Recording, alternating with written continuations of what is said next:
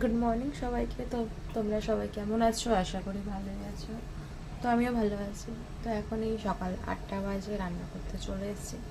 তো চলো তোমাদের দেখাই কী কী রান্না করছি। তো এখানে ভাত বসিয়েছি, আর এখানে হচ্ছে মাছ ভাজা কমপ্লিট। আজকে হচ্ছে পার্শে মাছ আর কিছুটা রুই মাছ আছে, আর রুই মাছের মুড়ো আছে। তো রুই মাছের মুড়ো দিয়ে আজকে মুড়ি ঘন্ট করবো। তো ফার্স্টে এখানে তেজপাতা দিয়ে ফোড়ন দিয়ে নেব, তারপর আলু আর পেঁয়াজ এর মধ্যে দেবো। তো এখানে মশলা পেস্ট একবারে করে রেখেছিলাম, টমেটো, আদা, রসুন আর কাঁচা লঙ্কা। তো সেটাই কিছুটা দিয়ে দেবো।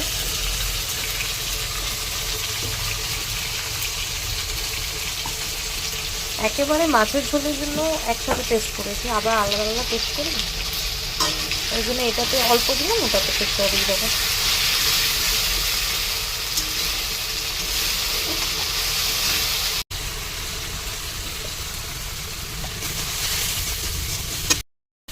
তো একেবারে গুঁড়োগুলোও দিয়ে দেবো।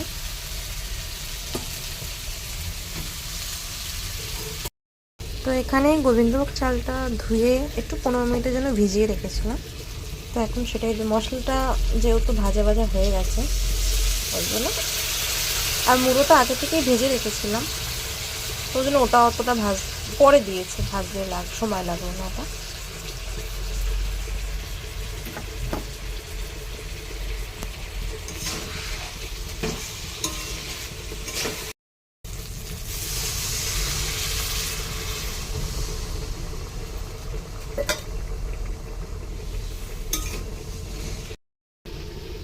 তো এখানে মুড়ি ঘন্ট হয়ে গেছে। তো ওপর থেকে একটু গরম মশলা ছিটিয়ে দেবো।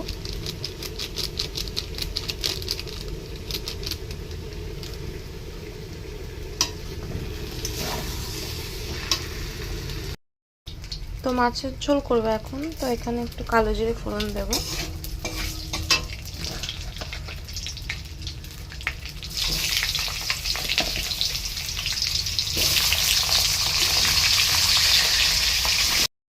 তো এখানে মশলা দিয়ে দিয়েছি।